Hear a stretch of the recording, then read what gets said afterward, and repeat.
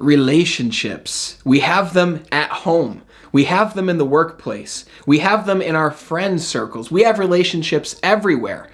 But how can we always be happy in a relationship? You might be saying, Brandon, that's not possible. But what if I told you that I had a few strategies for you that will help you to improve and strengthen any relationship that you have in your life so that you can use them to be happy in practically every relationship that you have? Well, that's what we're going to talk about today. Let's get right to it.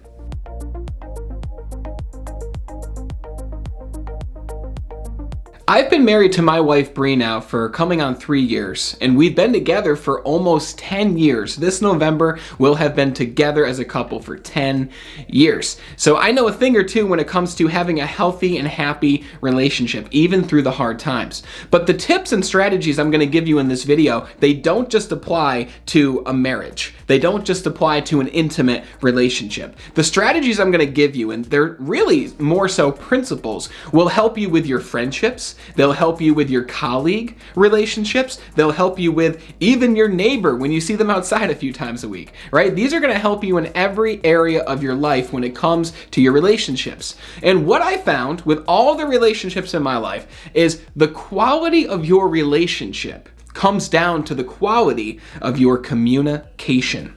Communication is the ultimate power when it comes to developing a happy and healthy relationships and gives you the ability to keep your relationships that way.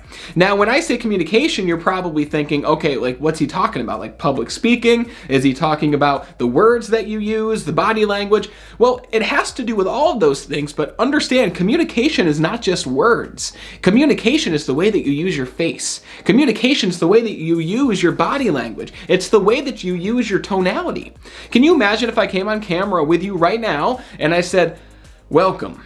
Today, I'm going to talk to you about how to have happy and healthy relationships. You're going to be like, next video. I don't want to watch this one, right? So my tonality, my body language, the words that I use are all a result in you getting the outcome that you came to this video to get, which is how to always be happy in a relationship. Now remember, the quality of your relationship comes down to the quality of your communication. Communication is the ultimate skill to improve in if you want to improve your life overall completely. And understand this, there's only one purpose to communication, and it is to create an outcome that feels good. Communication, the ultimate purpose, is to help the other person feel good with your words, your body language, your facial muscles, and your tonality.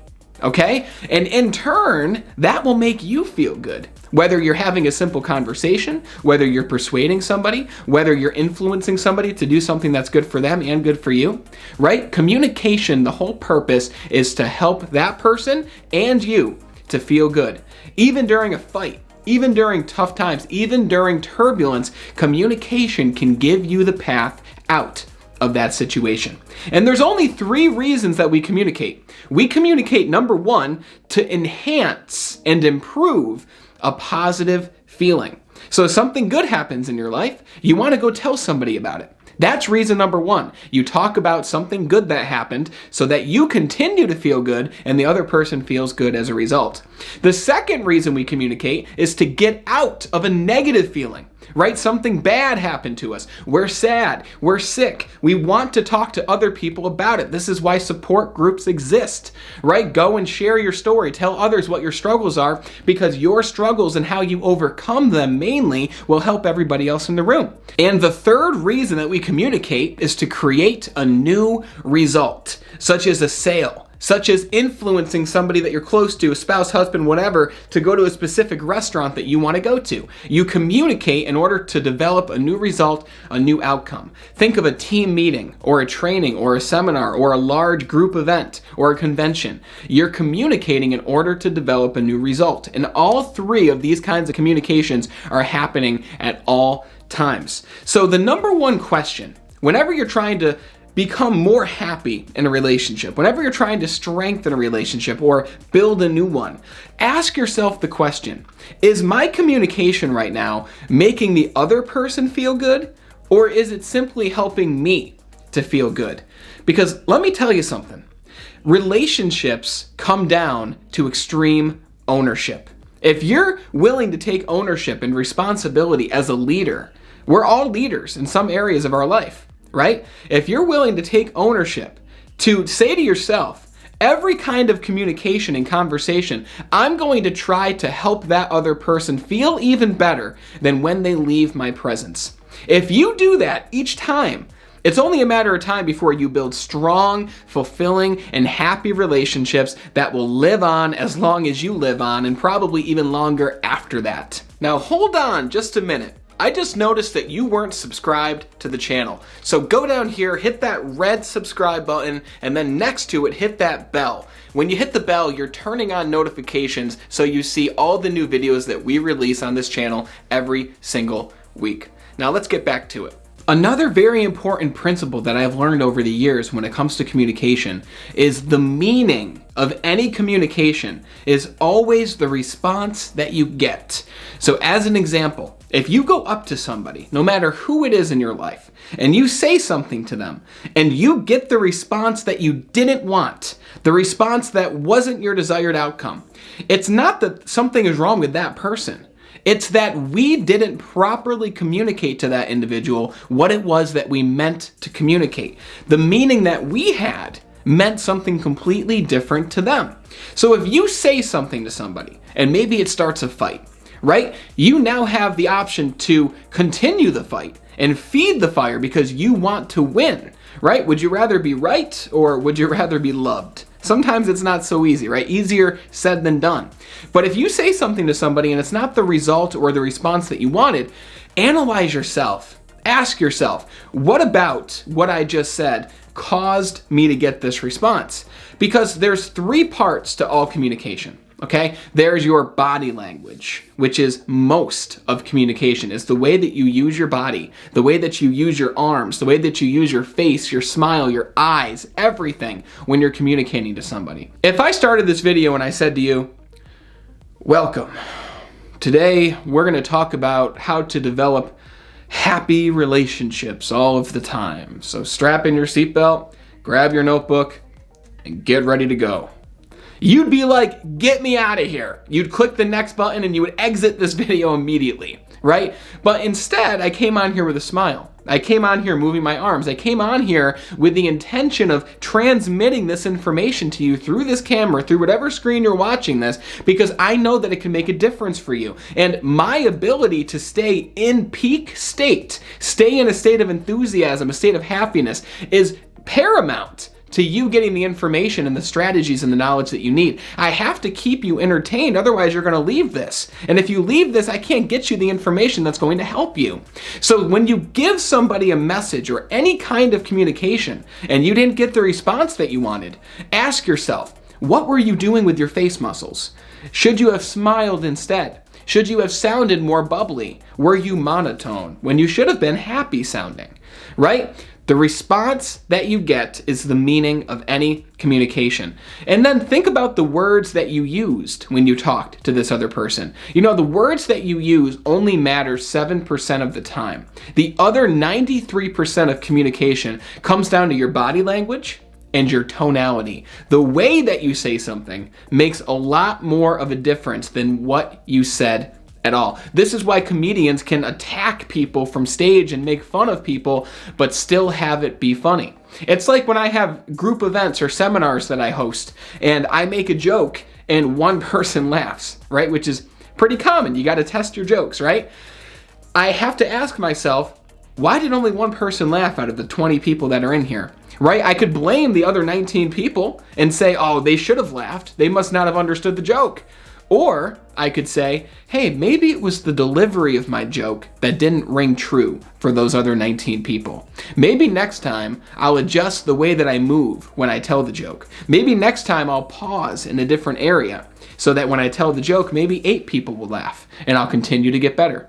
The beautiful thing about relationships is they aren't transactional. Right? At least the best ones aren't transactional, meaning you have time to improve. A relationship's quality should start here, and it should constantly improve over time, even if it's only a slight improvement, right? Proximity itself is power, but your intention to improve the relationship is what will cause the relationship to get better and grow and grow and grow. Now, the other principle that I want you to know that will help you to be happy in any relationship is to care more about the other person than you do about yourself in that situation. If you're more focused on the other person and you're asking yourself, what can I do for them? What can I do to make this person feel good? Or the ultimate question, what can I do in order to add value to this individual? Then you will come away from that situation feeling a whole lot better, and so will that other person. That is how relationships are built. And when I say, what can I do to add value to this person? I'm not necessarily saying to give them something. All I'm saying is identify what's most important to them. What's most important to them? Quality time? Should you get them a gift? Is it the words that you say? Are they a touchy-feely person? Is this your girlfriend, boyfriend, whatever it might be? Then maybe you should be a little bit more touchy-feely if that's what they like and if that's what helps them to feel significant. The ultimate goal here, if you want to build and strengthen and be happy in a relationship, it's to make that other person feel good. You know, I work with so many guys, mostly dudes, because they come to me and they say to me, Brandon, I just don't know what's going on with my girlfriend. And I'm like, okay, tell me more. And they say, oh, she's just always sad. She's always miserable. She never wants to talk to me. It's always about her, right? And I look at them and I say, well, let me ask you this, man. When's the last time you had a sincere discussion about how she's doing? When's the last time you've asked her and actually listened to her to see what's great in her life? What struggles does she have right now? What is it that maybe you can do in order to help her through this situation? And they looked at me and they said, well, you know, I haven't really asked that question, probably ever. Well, that's the first problem. You have to be interested in the other person no matter what relationship you're trying to build. You got to be more interested in the other person than they are in you. If you're more interested in them, then in due time, they're going to become interested in you. Have you ever been to a party or an event and you're talking to somebody and you're asking them questions and 20 minutes in, they realize they haven't even asked you a thing about you and they look at you and they say, oh my God, we've been talking about me this whole time. Tell me a little bit more about you. And then they're all ears because you to them, you're the most interesting person in their world at that moment. So if you want to build a relationship, become more interested in the other person than you are yourself in what you're looking to achieve. Remember, the way you use your body, your tonality, the questions that you ask will determine the meaning of that communication and the result that you get. Something that I've lived by for the past few years and something that I consciously think about at all times in any conversation and any relationship that I have in my life is the phrase by Jocko Willink, extreme ownership. Take ownership of whatever problems that you might be experiencing in your relationships with other people, right? If you're going through a rocky time right now with your significant other or even a friend in your life or a colleague, then take ownership for whatever went wrong there. Whatever happened, even if it wasn't your fault, try to ask yourself, what is something that I might have done to cause this rocky road to form? What is something I could have done in order for the relationship to end up where it is right now? And then go to the other person and say, hey, I wanted to talk with you because I understand that I've done something here that's caused you to feel the way that you're feeling, and I'm sorry about that. And I want to talk about what we can do in order to improve this situation because I want you to feel good and I want us to have a healthy and happy relationship. What can I do? And you might be listening and you're saying, but Brandon, whatever they're going through, it wasn't anything to do with me. Well, even if that's so, how is that going to help you heal this relationship? It's not going to help you at all, right? Man up, put your ego away, take ownership for what's not going right in your life and fix it, right? And I say man up, but I'm talking to men, I'm talking to women, I'm talking to everybody. Take ownership, because if two people are taking ownership, you've got a great relationship right there. If you're the only one taking ownership, then it will inspire the other person to take ownership as well because you're lowering your ego. And when the ego is lowered, you can have true and real conversations. Now, I'm not saying that if something destructive and something giant happens negatively in your relationship, that you take ownership for all of it. In situations that are extreme, maybe you should see a counselor. If it's a friend or a colleague, maybe you should bring another friend or colleague into the situation so that they can help you be a mediator in this conversation, in this communication with the other individual.